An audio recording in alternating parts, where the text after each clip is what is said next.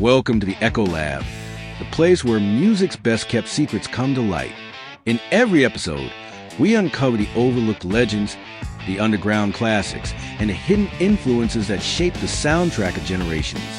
From cult bands and iconic session players to the untold stories behind timeless tracks. If you're a fan of deep cuts and deep dives, you're in the right place. Make sure to like, subscribe, and follow so you never miss a beat. Let's get into the story behind the sound. Jimi Hendrix, beyond the purple haze, he wasn't just the greatest guitarist of all time. He redefined what a guitar could be. Jimi Hendrix didn't just play the instrument. He bent it to his will. He coaxed screams, whispers, thunder, and soul out of 6 strings. But for all the flames and flash, the true story of Jimi Hendrix is even more compelling when you peel back the layers. This isn't just about Woodstock or Purple Haze. This is the story of a quiet, sensitive kid from Seattle who climbed out of poverty, endured racial isolation, served in the military, and accidentally became a legend, all in the span of just a few short years. And we're going deeper than the usual highlight reel. Today, we're going to talk about the Jimi most people don't know. Let's rewind. James Marshall Hendrix, born Johnny Allen Hendrix, came into the world on November 27th. His parents, Lucille and Al Hendrix, were young, poor, and unprepared for what life and Jimi would bring. When Al came home from serving in World War II, he legally changed his son's name to James Marshall Hendrix. Home wasn't stable. There were struggles with alcoholism, money, and constant moves. Jimi often slept on couches in relatives' homes, sometimes in foster care. His parents' volatile relationship meant chaos at home was the norm. But amidst it all, Jimi found escape in music. Not in playing it just yet, but feeling it. As a kid, he was obsessed with Elvis, B.B. King, and early rock and roll.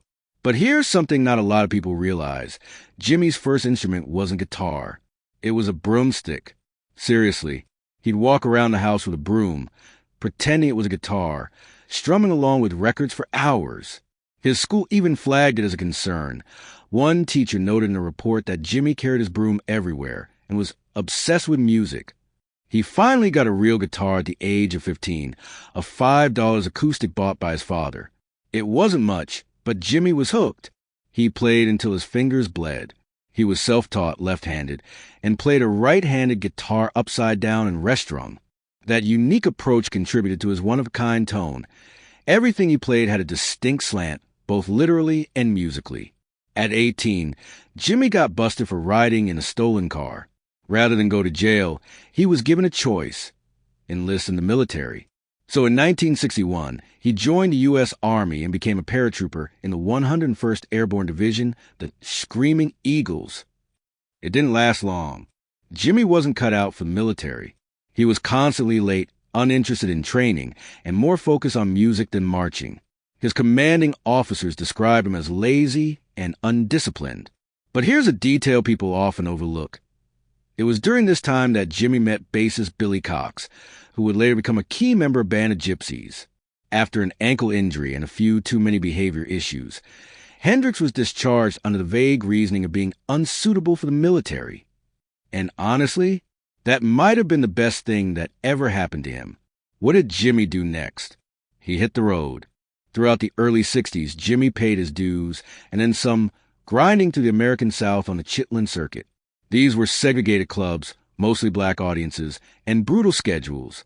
He played behind Little Richard, the Isley Brothers, Ike and Tina Turner, and dozens more. Sometimes he didn't even get paid. He was background noise, flashy, but anonymous. But he was learning. He studied how crowds reacted to showmanship, how to hold a stage, how to build a solo to a climax. He sharpened his teeth playing backup, all while developing that electric stage presence. At one point, Little Richard fired him, reportedly because Jimi upstaged him. And that's saying something. Most people don't know this, but during this time, Hendrix was so broke, he often slept with his guitar, literally on top of it, because he was afraid it'd be stolen if he put it down. It wasn't until 1966 that things really turned. That year, Hendrix was discovered in New York by Chas Chandler, the bassist from the Animals, who was looking to transition into management. Chandler saw Hendrix play at the Café Wha. in Greenwich Village and was floored. He convinced Jimmy to fly to London, a city that was exploding with rock talent, and start a new band. And that's where everything clicked. In London, Hendrix became an instant sensation. He formed the Jimi Hendrix Experience with bassist Noel Redding and drummer Mitch Mitchell. Almost overnight, Hendrix was jamming with Eric Clapton, Jeff Beck, and Pete Townsend and destroying them on stage. Clapton famously walked off during one of their first shared gigs, stunned by Hendrix's power and flair. The Experience's first single, Hey Joe, hit the UK charts fast. Then came Purple Haze and The Wind Cries Mary. Audiences had never heard anything like it. His use of feedback, distortion, and controlled chaos was revolutionary. And let's not forget, he was doing it live, without the luxury of studio gimmicks. So by the time 1967 rolled around, Jimi Hendrix wasn't just a buzz. He was the buzz. And then came Monterey Pop, the moment where myth met reality. Now, picture this. A relatively unknown American guitarist steps onto a stage in California, in front of an audience full of counterculture icons, record execs, and skeptical rock royalty. They'd heard the whispers, but nothing prepared them for what was about to happen. He didn't just play. He set his guitar on fire. Literally. Not out of gimmick, though yes, it was theatrical. He did it as a kind of ritual, like a sacrifice. That flaming Stratocaster at Monterey was Hendrix's way of saying, I'm here now, and I'm not like the rest.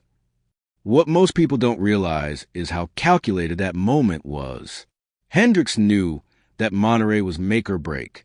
He chose to close the set with Wild Thing and burn his guitar to etch himself into rock history.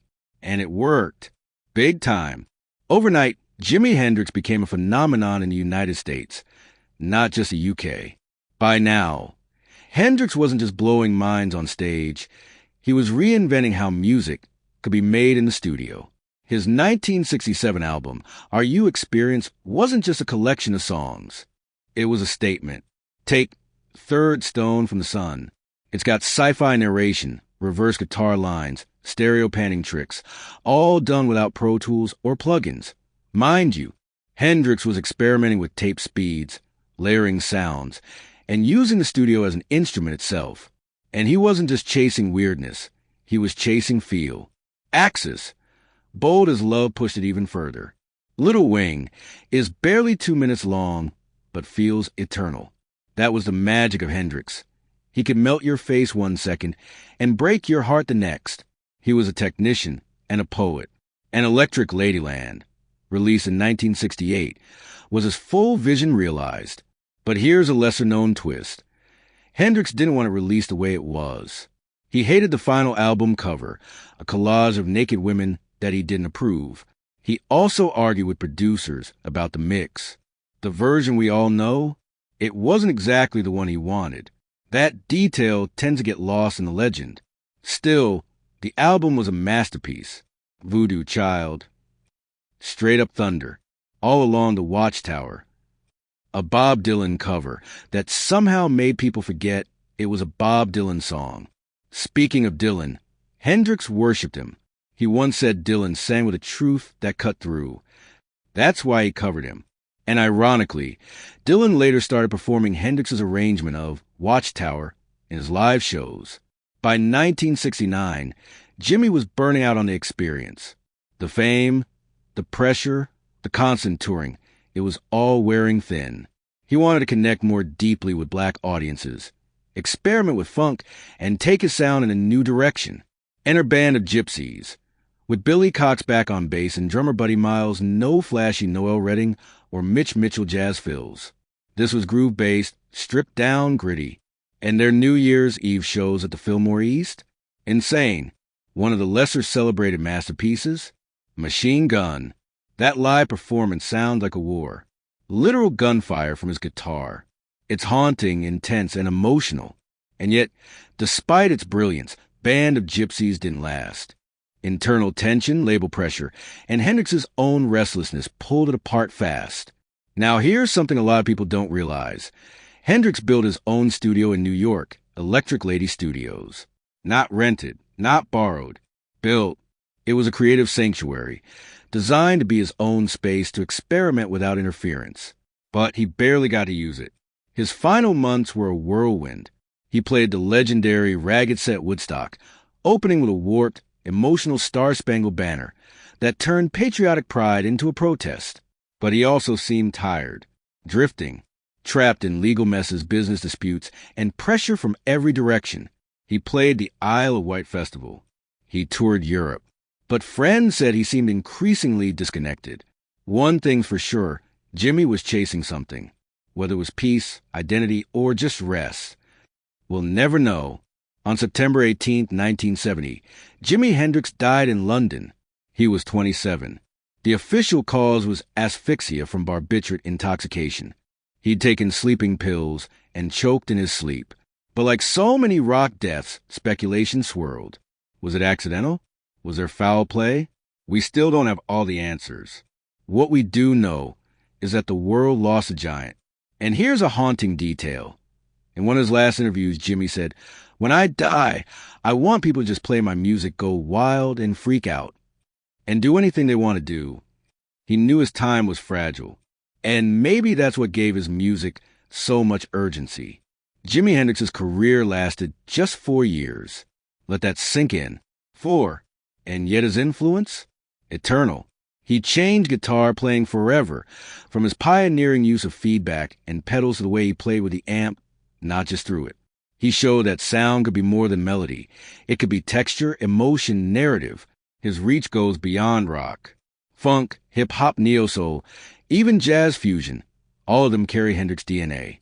Prince, Lenny Kravitz, John Mayer, Gary Clark Jr., St. Vincent. They all trace back to Jimi. He turned the guitar into a paintbrush and the canvas? Our minds. But for all the fireworks, it's his vulnerability that lingers. That's what people miss. Under the fringe jackets and feedback was a gentle soul, someone unsure of his place. A poet who spoke through strings because words often failed. He wasn't just a rock god. He was a human being, brilliant, broken, and beautifully ahead of his time. Thanks for hanging out with the Echo Lab. Whether you're listening on your favorite podcast app or watching on YouTube, we appreciate you being here. If you enjoyed this episode, be sure to follow, subscribe, and drop a review or comment to let us know what you think. Got a band, topic, or a deep cut you want featured? Shoot us a message. Until next time, this is the Echo Lab, where we dive into the story behind the sound.